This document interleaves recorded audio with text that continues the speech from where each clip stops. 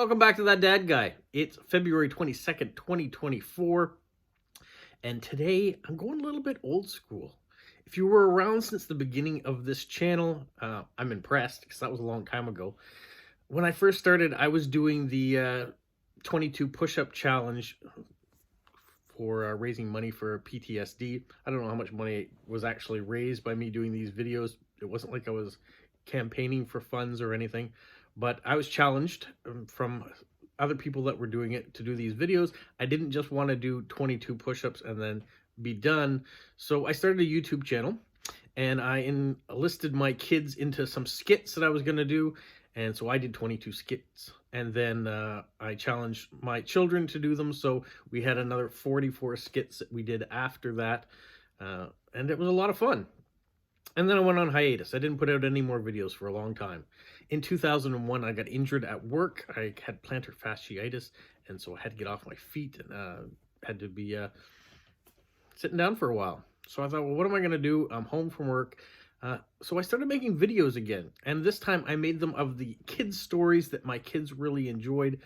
My kids were getting a little bit older, and I didn't read these stories anymore, but I thought maybe other people might enjoy them.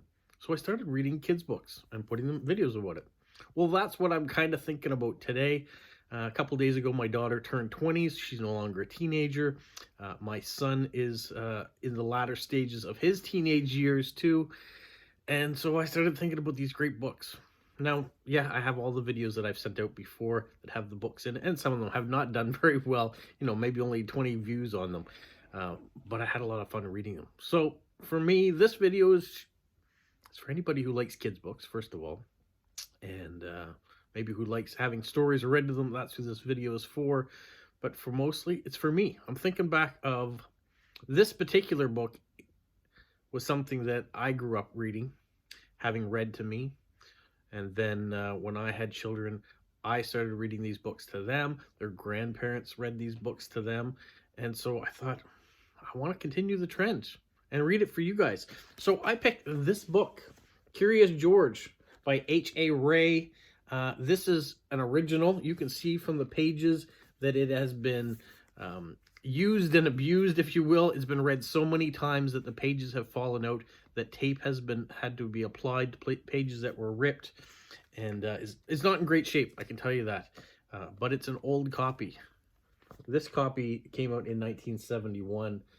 It's not an original. The Curious George story came out in 1941, but this particular issue, which was the 12th issue of the beginning of Curious George, came out in 1971. So if you'll indulge me, we're going to read it. Our story today is Curious George by H.A. Ray. There's George swinging in the tree, having his banana. It says, "This is George. He lived in Africa. He was very happy, but he had one fault. He was too curious.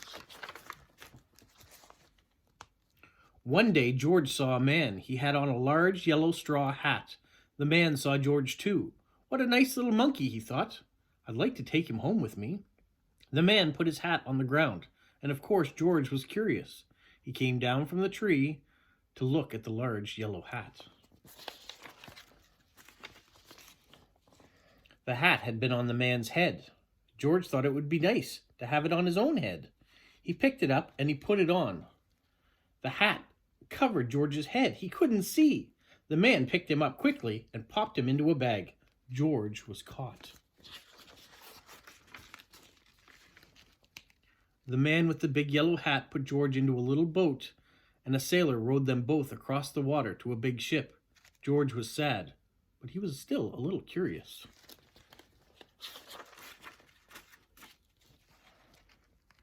On the big ship, things began to happen. The man took off the bag. George sat on a little stool, and the man said, "George, I'm going to take you to a big zoo in a big city. You'll like it there. Now run along and play, but don't get into any trouble." George promised to be good, but it's easy for little monkeys to forget.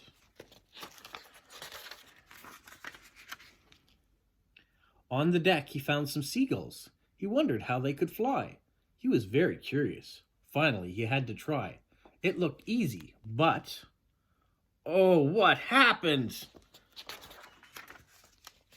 First this, and then this. Where's George? Sailors looked and looked. At last they saw him struggling in the water, and most all tired out.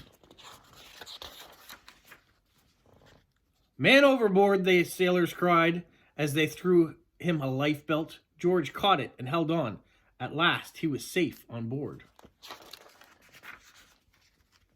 After that, George was more careful to be a good monkey, until at last the long trip was over.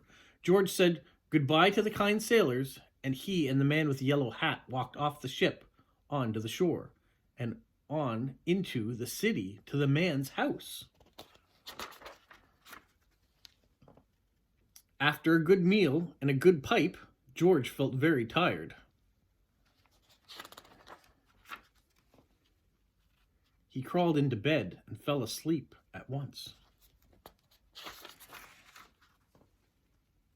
The next morning, the man telephoned the zoo. George watched him. He was fascinated. And then the man went away. George was curious. He wanted to telephone too. 1, 2, 3, 4, 5, 6, 7. What fun! Ding-a-ling, ding-a-ling. George had telephoned the fire station. The firemen rushed to the telephone. Hello, hello, they said. But there was no answer. Then they looked for the signal on the big map that showed where the telephone call had come from. They didn't know it was George. They thought it was a real fire. Hurry, hurry, hurry! The firemen jumped into the fire engines and onto the hook and ladders. Ding dong, ding dong! Everyone was out of the way. Hurry, hurry, hurry! The firemen rushed into the house. They opened the door. No fire! Only a naughty little monkey. Oh, catch him, they cried. George tried to run away. He almost did, but he got caught in the telephone wire. And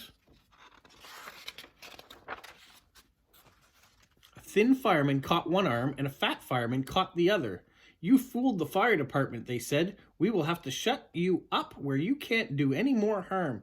They took him away and shut him in a prison. Pretty harsh. George wanted to get out. He climbed out the window to try all the bars. Then the watchman came in. He got on a wooden bed to catch George, but the watchman was too big and heavy. The bed tipped up.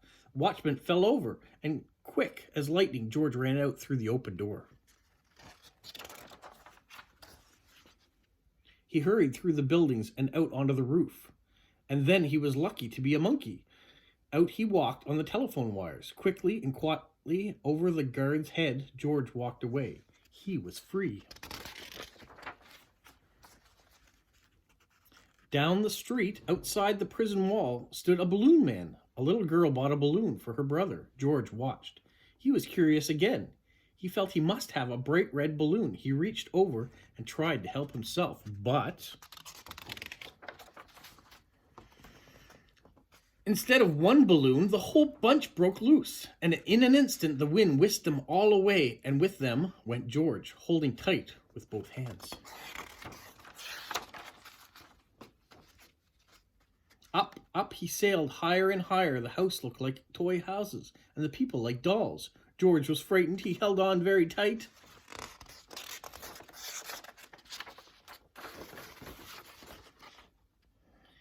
At first, the wind blew him great gusts, and then quieted. Finally, it stopped blowing altogether. George was very tired. Down, down he went, bump on top of a traffic light.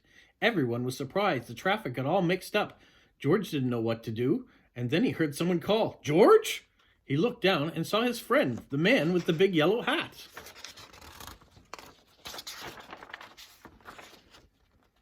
George was very happy. The man was happy too. George slid down the post, and the man with the big yellow hat put him under his arm. And then he paid the balloon man for all the balloons. And then George and the man climbed into the car. And at last, away they went. To the zoo. What a nice place for George to live. The end. And there's some other stories that you can get into. What do you think of that curious little monkey? He has been modernized. I can tell you that. This is from a 1971 perspective, so monkey smoking probably are not going to be in modern day stories. And we have had cartoons come out on television you can watch. There have been live action movies come out for Curious George too. And the stories themselves may change slightly, but it's still relatively the same. I want to thank you guys for tuning in. If you found me for the first time and you like the stories, you can go back, check out the playlists I have, and hear a lot of the other kids' stories that I have out there. Or you could just watch all the other stuff that I do that's not necessarily reading kids' books, but it's a lot of fun.